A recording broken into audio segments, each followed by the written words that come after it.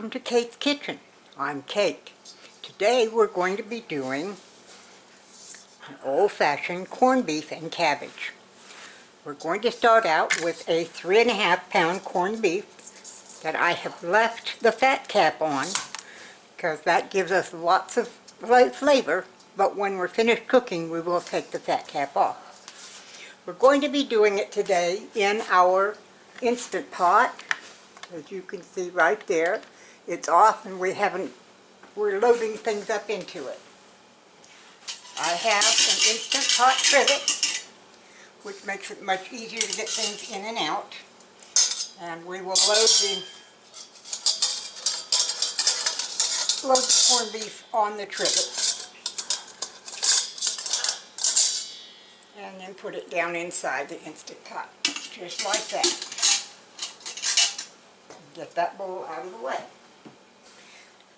The next thing we have to go in is our carrots and our onions. This is 2 medium onions, and I just cut them in half and then chopped them roughly from there. And I have about 5 average sized carrots that I peeled and chopped into large pieces. We're going to put the onions in first and nestle them down around the bottom of the meat. Always remember, if you're using a trivet like the one I've got, that you need to be sure when you put things in that they don't press the handles into the meat, because then you won't be able to lift them up. So you need to be sure that they're pressed out against the side. Now, we have most all of the onions, so now we're also just going to add the carrots. We're just going to drop those in wherever they go.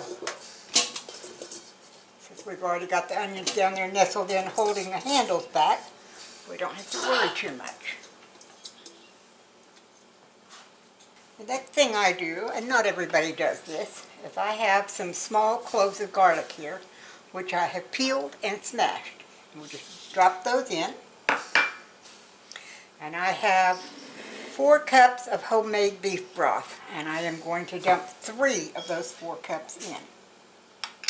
No more than 3 cups, it'd be too much fluid, but we do want at least 3 cups. So that's 2 cups right there. And before I add the last cup, I also have my little container, let's see if I can put it there, my little container of spices that always come with them. So we're going to sprinkle that on top. And we're going to put the last cup of beef broth in there.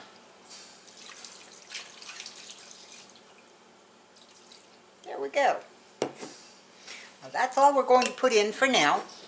Later, after the first cooking is done and the pressure has been released, we will add cabbage and we will add potatoes to it.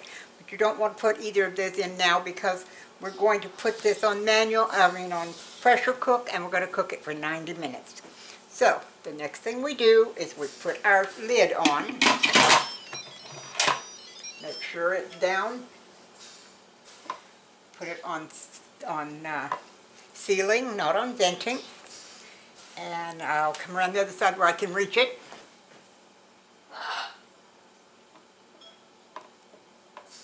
Alright, now it's on venting. We're going to move these out of the way. We're going to come over here to pressure cook. I'm going to press it, and we're going to go up to 90 minutes or an hour and a half. There we are. Now we'll leave it alone, and in a few minutes it'll say on, and it will start building up pressure. It will do everything for us. There we are. Now it's on, and it's going to build up the pressure. We will come back in 90 minutes and turn it off and allow it to come down from pressure naturally for 15 minutes. Then we'll let the rest of the pressure off and add the carrots and add the cabbage, and we'll take it from there. This part of our video is to let you know that there can be issues inside any kitchen, including inside Kate's kitchen. My problem is my Instant Pot is not sealing properly. I took the lid off and put a new ring on it and put it back in, and it still didn't seal properly. There was steam coming out all the way around and it was soaking everything, so we're going to take it out of the Instapot right there, and we're going to put it right here, which is a stove top pressure cooker. It's an old-fashioned Presto pressure cooker. So I'm going to get busy. I'm going to talk y'all through it as I move things around. I am certainly glad that I have the trivet, because it's going to make lifting these things out easier. I'm going to go down inside the pressure cooker just as well.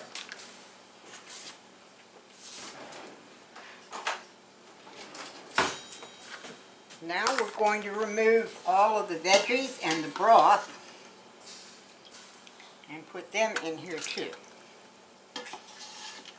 Over half of the broth has disappeared out of this pot, so we know it was going off into the air, which was not a good thing at all.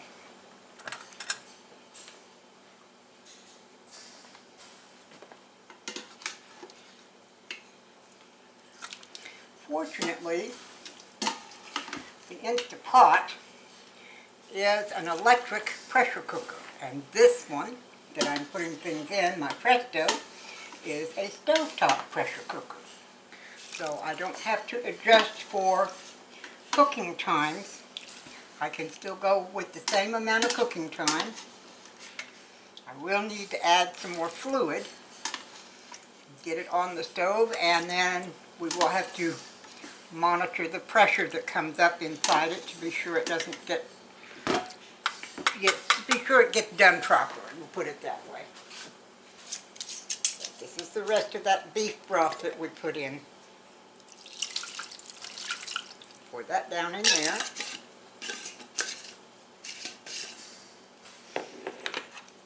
Use my spoon to get the veggies down into the pan instead of sitting on top of the meat. And we're going to go ahead and put it on the stove. We're going to let it cook for 1 hour, and we'll get up to pressure first, and then we'll let it cook for 1 hour. Then we'll let the pressure come down, and we will add the potatoes and the cabbage and cook it again, bring it up to pressure and cook it for 6 minutes. So I'm going to put it on high, on the heat on high, until I get a steady stream of steam coming out of here. I'll vent that for 10 minutes, and then I'll put my weight on top, and as it cooks, it will jiggle back and forth like this, relieving some of the steam.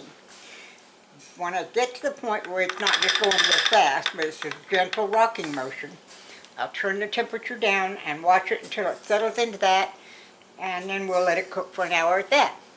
Once that's done and we're ready to let the pressure come down to put the other vegetables in, then I'll bring you right back. The first cooking time is complete. The pressure has gone down and released naturally. We're going to now remove the pressure weight. See, no steam coming out.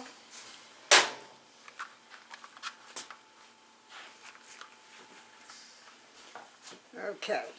I'm going to turn it around this way so that I can release the lid. Whenever you release lids on pressure cooking, you always release it away from you. As you can see, there's still some steam. We don't want to get that in our face. Facials are good, but not live steam from cooking. Now, we are going to stand these little arms back up, and we're going to take the meat itself out and put it over here.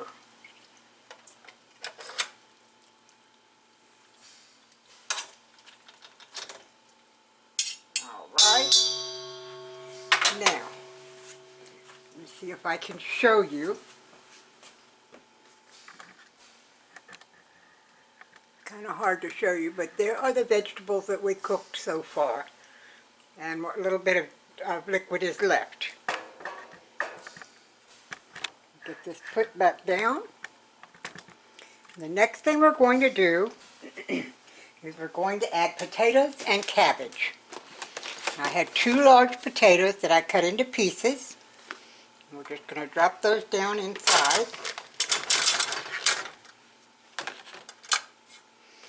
Then I have taken a small head of cabbage, took the core out, and just cut it into slices. And we'll fit as many of those in there as we can get in there.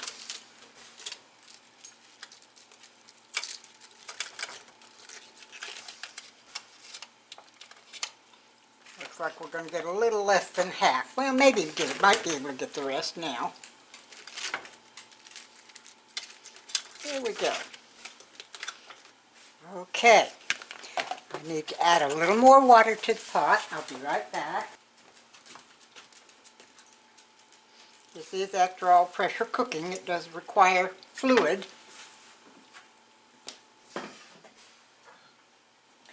Now we're going to put our lid back on.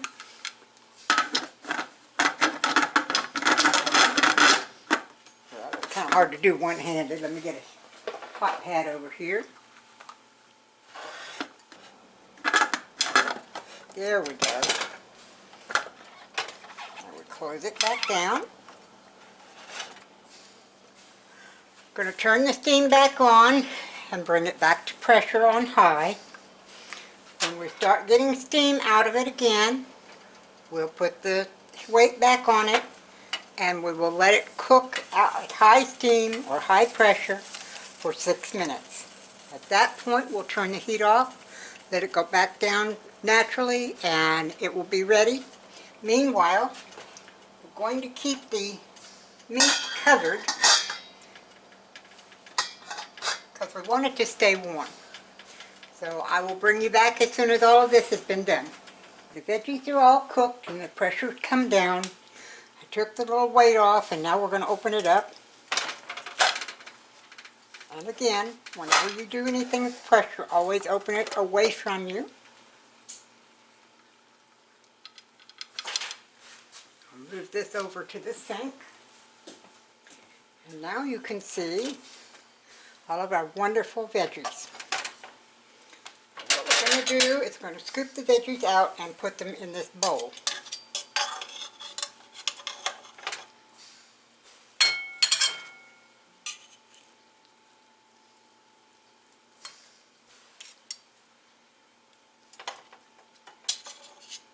The cabbage is so well cooked it's just falling apart.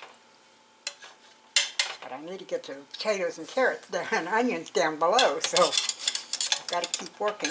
Now, I took the meat out earlier before we put the veggies in, and I had started slicing the meat so y'all could see what that was like. And I have it waiting over on the counter. And then this thing went off, like timer went off, said it's time to get them out. So I had to run over here and do this.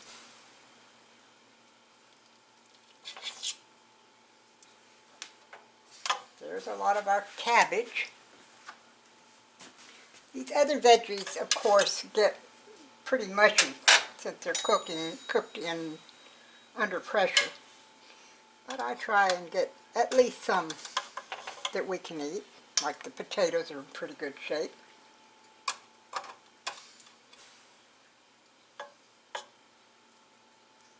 Hang on a minute, I'm going to get a plate to try and pull that trivet out.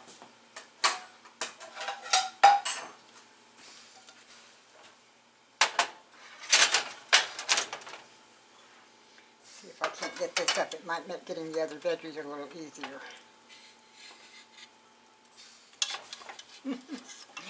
Of course it's going to make them fall out on the stove. Okay. Got carrots and potatoes in here. Move the cabbage out of the way. We've got a big old bowl of that. I'm just making a mess. At least it'll taste good. It'll be a taste good mess, even if it is messy.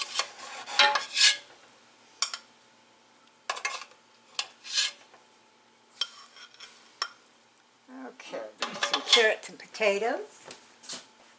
Now let me set this out of the way and see if I can get some of that juice from the bottom. I'm not sure if I'm going to be able to. But I'll give it a try for you folks. There is quite a lot of it in there, as you can see, and it's very dark and rich. Oh, look, we'll be able to get some out.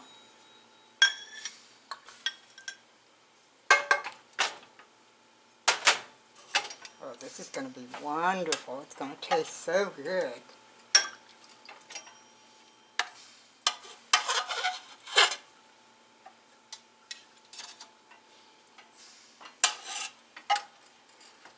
There we go. Now, put this over on the table and I'll let you guys see how we plate it up. Don't get dizzy. And don't pay any attention to my dirty kitchen because I've been cooking in here. There, I think you ought to be able to see most everything fairly well. There we go. Now, this is the corned beef brisket, and as you can see, there is still the fat cap on the bottom. These two slices, I got the fat cap off so that I could set some up for David, and pardon my fingers, he always does. Fingers were made long before forks. Then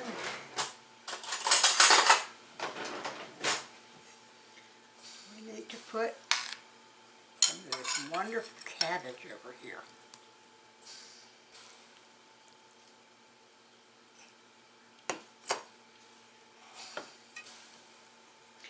And then we've got the potatoes and the carrots. And the reason some of these potatoes are so dark is because they were down in that delicious hot liquor that's down there. So, there we go. And then, here we go with some of our wonderful juices.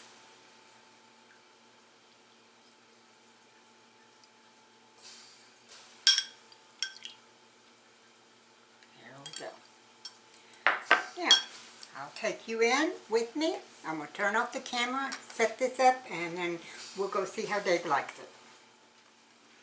Just a little close-up as we go in to give Dave his dinner.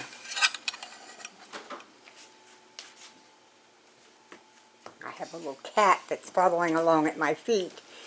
As you can see, he wants some too, and I can't walk with him in the way, so we just have to walk slowly while he gets right in front of my feet. Alrighty. I don't know about you guys, but that looks like plum edible to me. Plum edible, huh? Yeah. And well, here I'll be we the judge are. of that. I'll be the there judge you of that. are, honey. Oh my. And let's That get does back look here pretty so good. you Okay. can. Well, let's see. Got some? All right, well, let's try a little bite of corned beef and cabbage. And I did get the fat cap off of it for you. Oh, okay.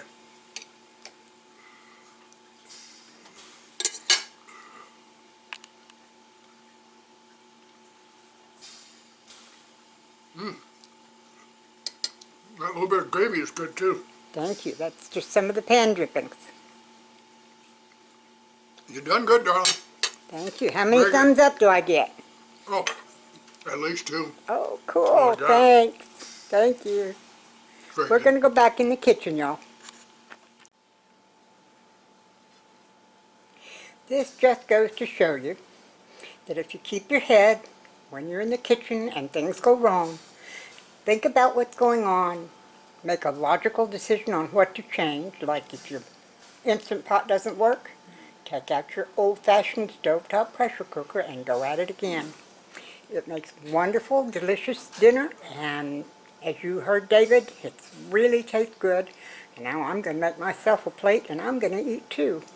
I hope you guys enjoyed this. I hope you learn a lot, and I hope you enjoy corned beef and cabbage, and it's not just for St. Patrick's Day. Bye-bye, y'all.